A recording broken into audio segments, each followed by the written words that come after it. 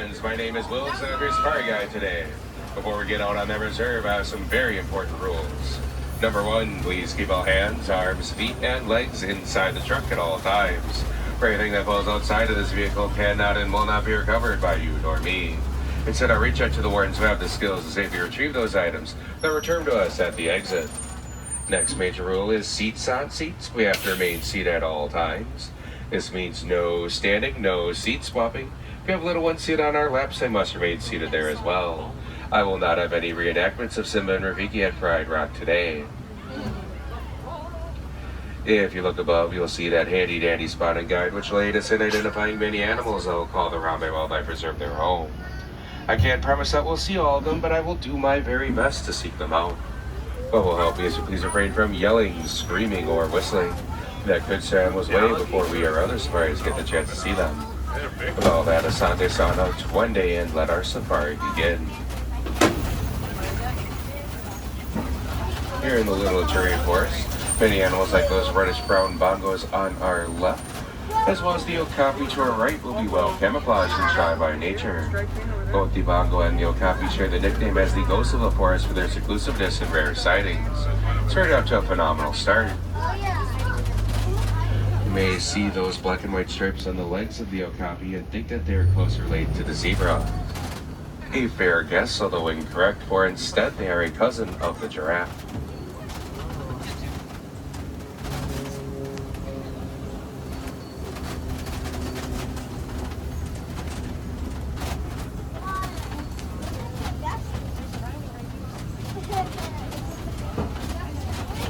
On our left, an incredibly rare sight of a black rhinoceros. These animals are incredibly rare, so it's highly unlikely we'll see another one, unless we keep going forward and see another one. Now, why there may be two of them here is thanks to this watering holes. They tend to be a great meeting spot for even the rarest of animals. Now, despite weighing in at roughly 1.5 tons, they can still gallop like their cousin the horse, getting all four legs above the ground as they'll run at speeds around 30 miles an hour. Unfortunate rhinos have been poached for their horns, mistakenly believed to be made of ivory or containing some form of natural medicinal power. Neither is true though, as their horns are made of keratin, that being the same material as our fingernails and hair. Now, the astute of you may have noted I just described rhinos as cousins to the horse, with big beautiful horns, mythicalized and magical. I'm gonna say it, rhinos are chubby unicorns, and I will not be convinced otherwise. Up ahead on our left, I see a pair of saddle-billed storks. They will not vocalize like most birds, but will instead rattle their bills to communicate with their partner.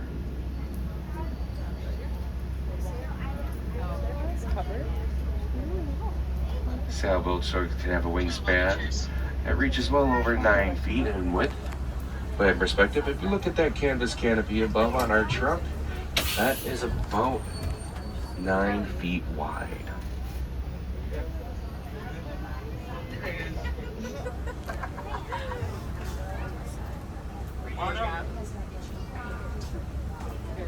Now, at this distance, it'd be a bit hard to tell, but you can distinguish between male and female for the saddle-billed stork by looking at the color of their eyes.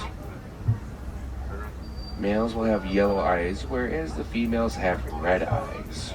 Lucy and Amelia.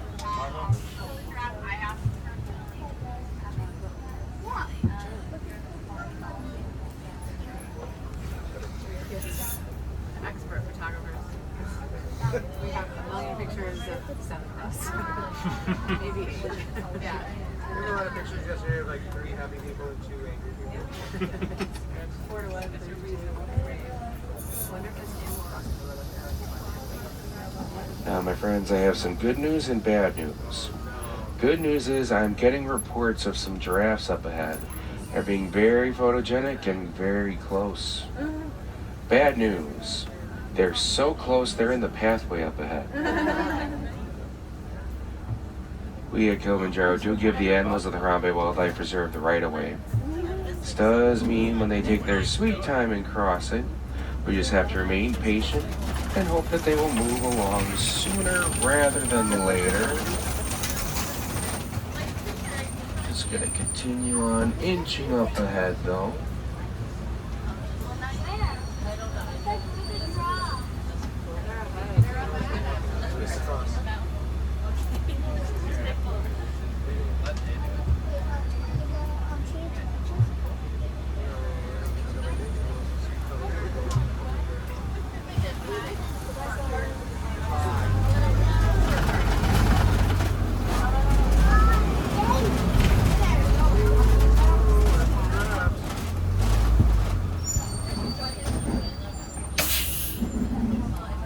to get us a nice shaded spot.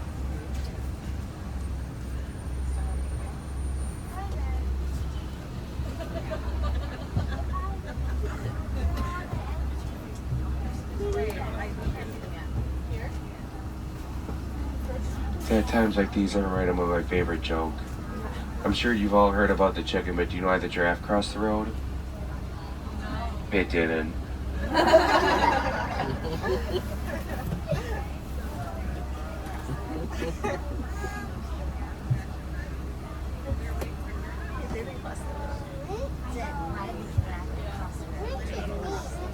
They're real animals, you know. You can't rush them. Lucy and her friend at a hockey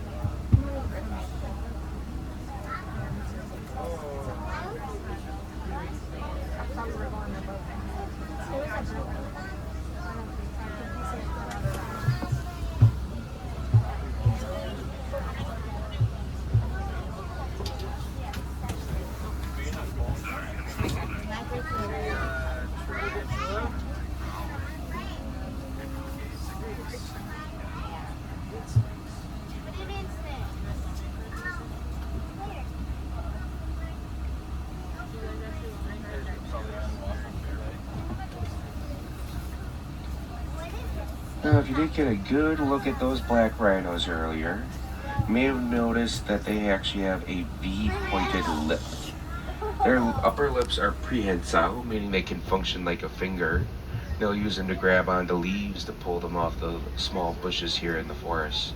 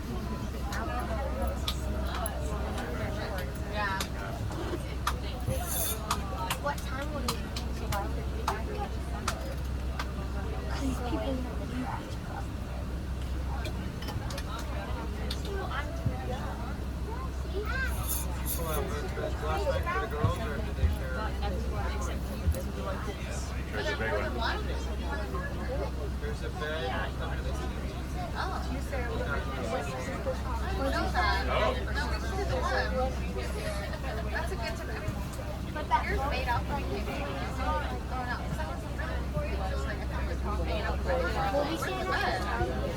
Well, I was a bit confused. I was starting to like try and make this.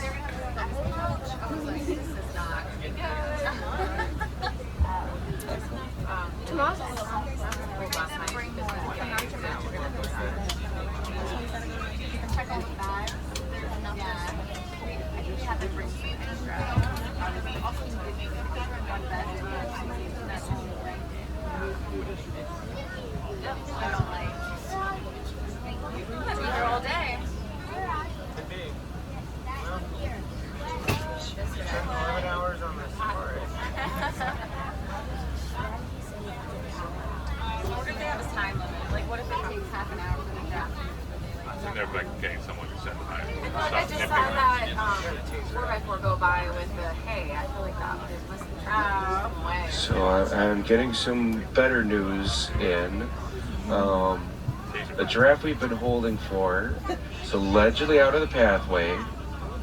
There's another giraffe though. They're moving this time though, but they're sauntering along the path. So we should be moving momentarily. Asante sana, my friends, for your patience. Could see why giraffes are my favorite animal on the reserve. So, hot tip we learned yesterday, your lightning vest gives you a 1 hour window. Yeah. You actually have 2 extra hours. You can try 5 lanes per day or 2 hours. We might not make our next window. Please stop. Please Now we have crossed into the Sapi River Basin. I will get us closer to the river. We're in Africa where there are rivers, there are likely hippos or crocodiles.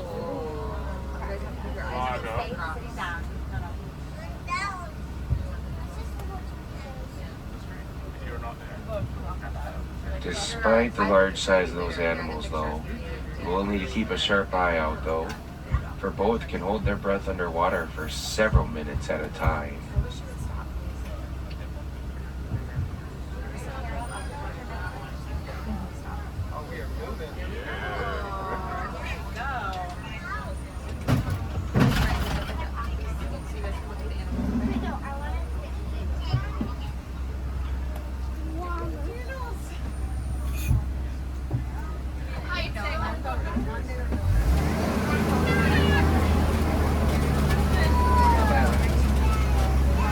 Once again, Asante Sana for your patience. And Twende, let's go. Right, Charlie?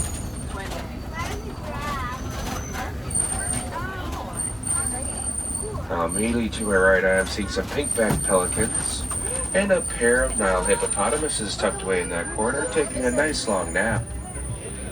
Hippos will sleep underwater thanks to a natural reflex of theirs that allows them to raise their head to the surface whenever they need a breath of fresh air. Friends, please remember to guide our main seat at all times for me. Sante Sana. These pink-backed pelicans got their name for the adorable blush that develops during their mating season. They're colonial nesters and have been known to form groups that can number up to 500 individuals. Now, the key to looking for hippos is you gotta scan along the bottom of the river. Is because despite looking rather rotund, hippos actually have a relatively low amount of body fat. Underneath their thick layer of skin, they are mostly muscle. This makes them very dense and allows them to sink to the bottom where they can run along the riverbed.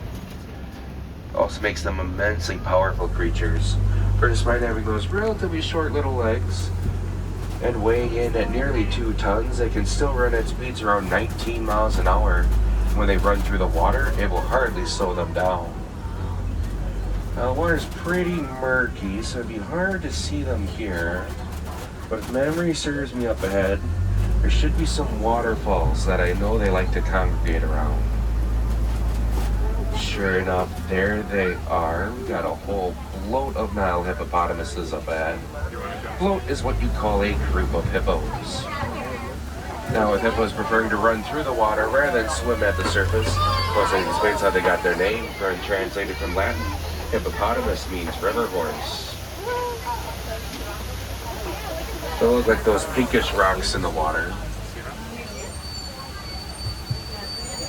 Oh, I don't remember this sign being here. What's it say?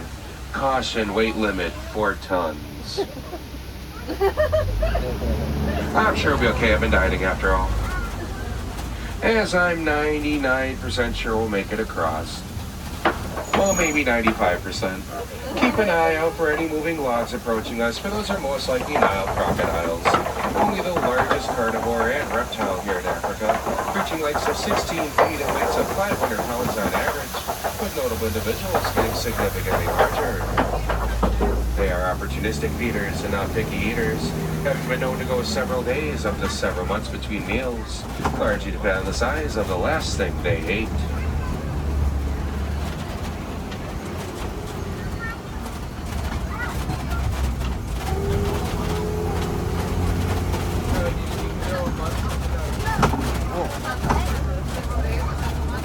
Looks like the tree canopy is thinning up ahead.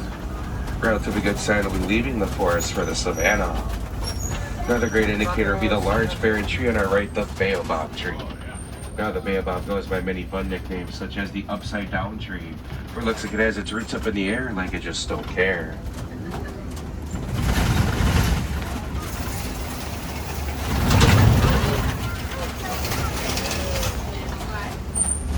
Welcome to the great African savanna. You're taking in the beauty of the nice wide open plains. This means many animals that will make it their home rely on their speed, agility, bulk, numbers, or any combination of these effects in order to stay safe out here.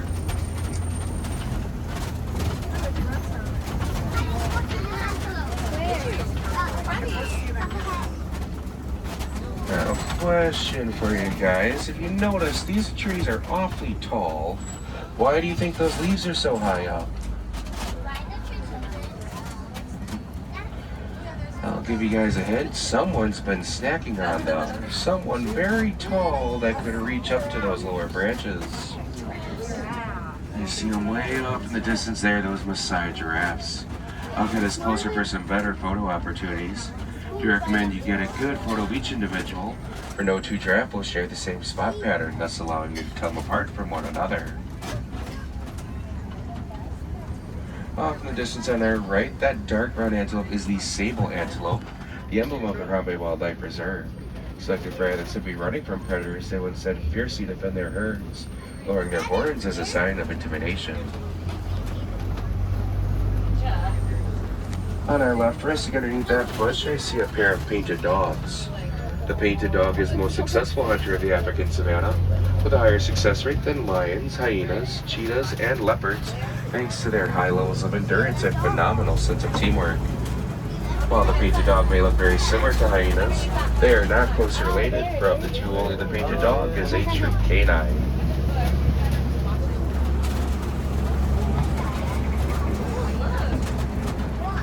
More sables there on our left.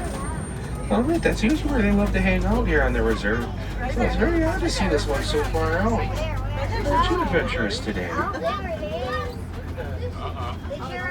And go back by the others.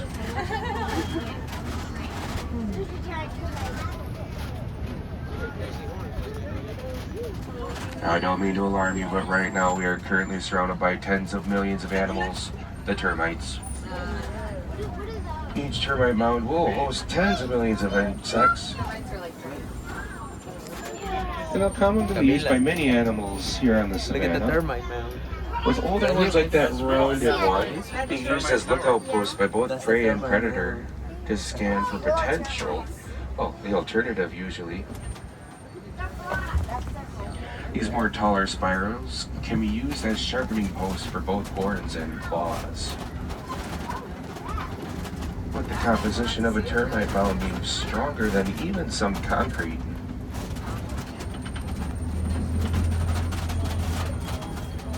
Now on our left, in this grove of trees, is my favorite animal here on the reserve, the common eland, those large tan antelopes there.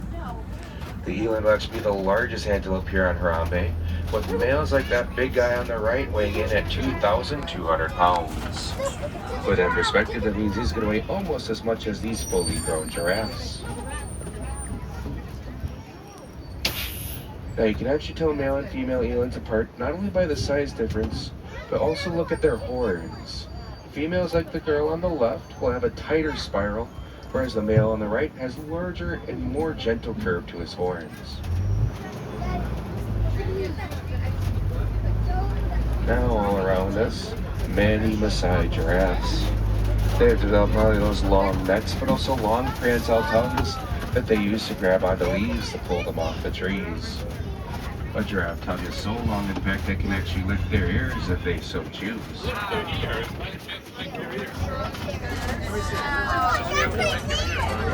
Also on our right, a rather young individual. Looks to be a yearling. Newborn giraffes will start out 6 feet tall and quickly grow like that youngster till they reach adulthood, which may be anywhere from 14 to 20 feet in height. Also to our right, a dazzle of Hartman's mountain zebras. While a herd is a perfectly accurate term for a group of zebras, dazzle is more precise. You can tell that those are mountain zebras by looking at their bellies and hind legs, as they have that solid white patch on their belly and the very large and spaced apart stripes on their hindquarters.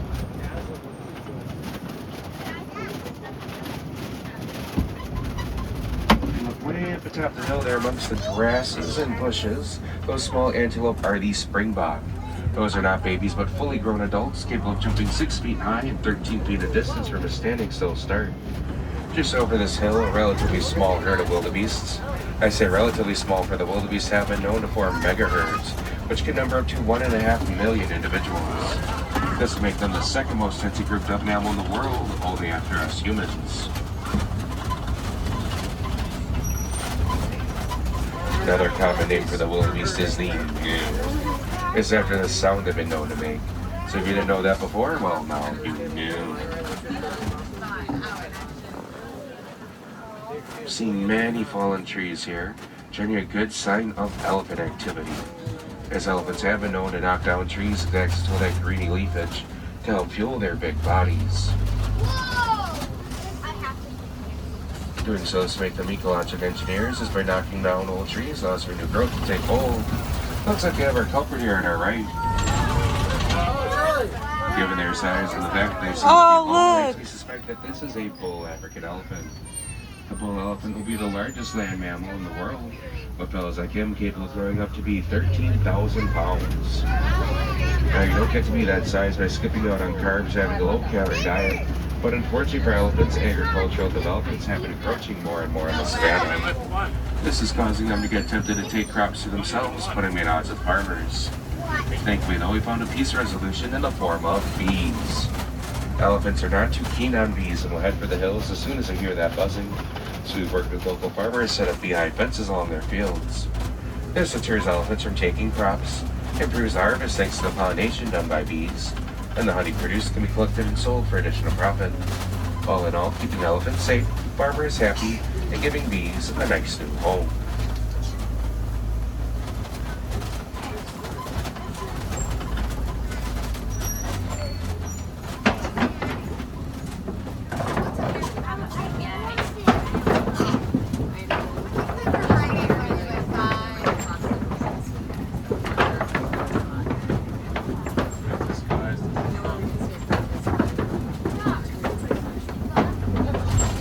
Now, I did say that bull elephant is alone, and he is content like that.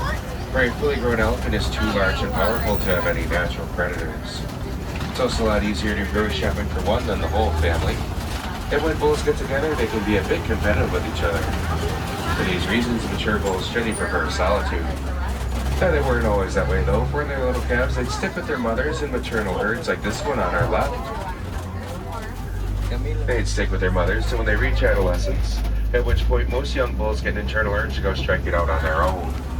Those are a bit more of a mama's boy and try and stick around will get told by mom herself to pack it in their trunk and hit the road.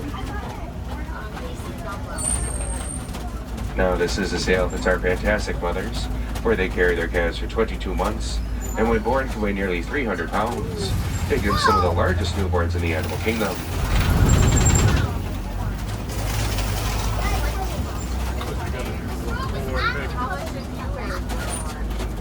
Elephant calves are some of the most well-protected babies in the animal kingdom. From not only mom watching out for them, but also their older sisters, aunts, cousins, grandmas, and even in some rare cases, great-grandmas, working together to make sure they have a safe, happy, healthy life. White giant, is there a crocodile? Is that the croc?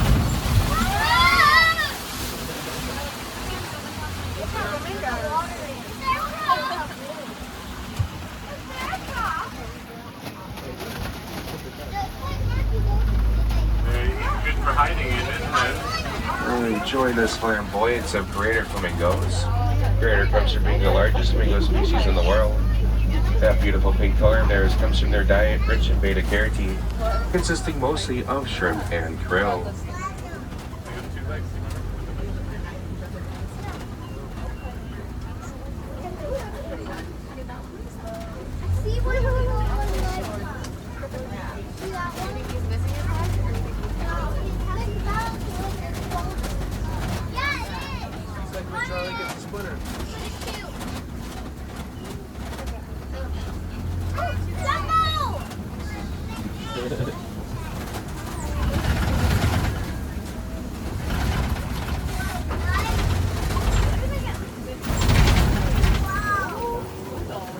Enjoying the shade of these palm trees up ahead, I see some white rhinoceroses. Compared to the black rhinos we saw a while back, the white rhinos are more social, preferring to stay in small groups like this known as crashes. Now, you may remember all the way back I did describe black rhinos as having a V-shaped lip, And white rhinos are actually named after theirs, not their coloration. Where white is the Afrikaans word for wide, referring to their flat white upper lips that make grazing on the grass of the savannah a breeze. Looks like they've been enjoying this mud wallow here. Animals like rhinos, elephants, hippos, and warthogs all love a good mud wallow, where a thick enough layer can function like both sunscreen and insect repellent, preventing their skin from getting burnt by the sun or bitten up by pesky bugs. It looks like you, so maybe we could put him on the list.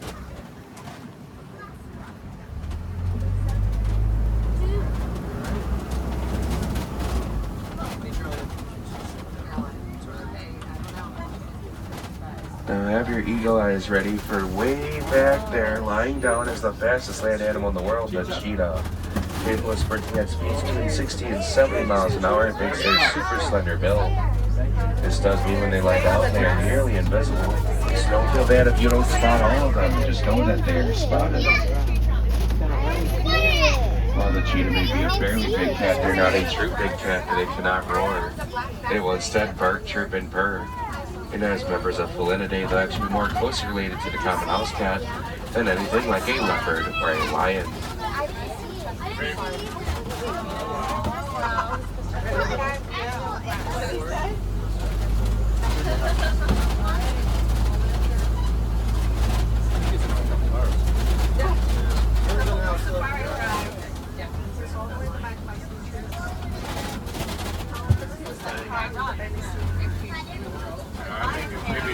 And I did hear Pride Rock. Pride Rock was modeled after Kopi rocks like these ones on our left.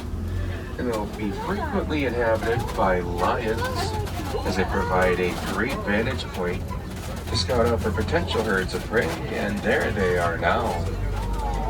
Now don't expect too much activity from lions during the day, but we generally to spend it taking nice long cat naps that can last anywhere from 16 to 20 hours. If the lions do sleep fully throughout the day, be rest assured they will no longer be asleep tonight. The lionesses will be the ones to do a majority of the hunting, with the male here being the one to stay back and protect the cubs. He'll also take this time to patrol his territory, ensuring it's free of invaders, marking his kingdom through scent and sound, using his roar which can be heard up to 6 miles away. If he's content with the security of both his kingdom and progeny, he may join the ladies out on the hunt, especially if they've elected to go after larger prey, such as the Cape buffalo. But today it looks like we're all content to go for 20. Lions generally prefer to hunt at night, for not only will it be cooler, they're less likely to get exhausted from the heat, but it will also allow them to utilize their superior night vision. During the day, they have comparable eyesight to our own, but at night will be 6 times greater. On our left, I see some warthogs, the largest burrowing animals here in Africa, just past these boulders. There they are. Their wide spade-like base and sharp tusks making digging through the soil breeze. When excited, warthogs will run around with their tails pointed high towards the sky, much like an antenna. Now on both sides here, we have a pair of lovely lady ostriches. You can tell both of these ostriches are female due to their beautiful brown plumage, where the males will develop the solid black feathers on their bodies. The ostrich is the largest bird, and therefore will also lay the largest eggs, like this clutch here to our right. Each ostrich egg can contain roughly 24 chicken eggs worth of material. Don't think they'd make for an easy omelet, though. His egg shells are so robust that if any of us were to stand on one, it would not crack under the pressure. Now, friends, please remember we gotta remain seated for me. Seats on seats, please. Sante sana.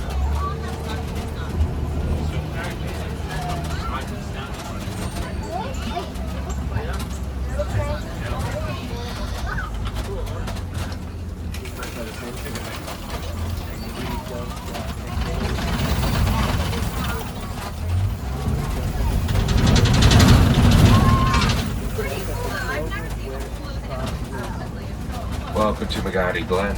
I wanted to swing by the warden's post and say jumbo to their herd of Nigerian dwarf goats.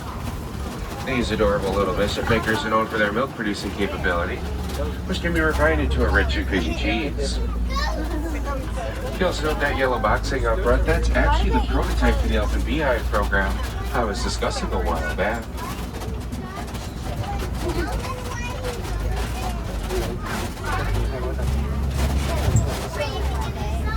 Yeah, exactly. That's the life, huh?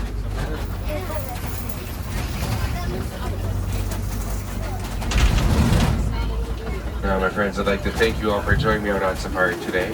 I am very glad with the wide array of animals we got to see. I hope they will show many more people these amazing creatures in the future. Unfortunately, though, many of them are endangered and in need of assistance. Good news is I'm taking us back to a place where we can all help out today. For an animal kingdom in all the stores, donations can be made to the Walt Disney Conservation Fund. All contributions will be matched out for dollars cent for cent by Disney. So no matter how big, no matter how small, any and all donations will greatly aid in preserving the circle of life, allowing future generations to explore the wilderness to see all those wonderful animals that we got to see today. Now back at Animal Kingdom, if we are looking for more encounters, I would highly recommend the Gorilla Falls Exploration Trail.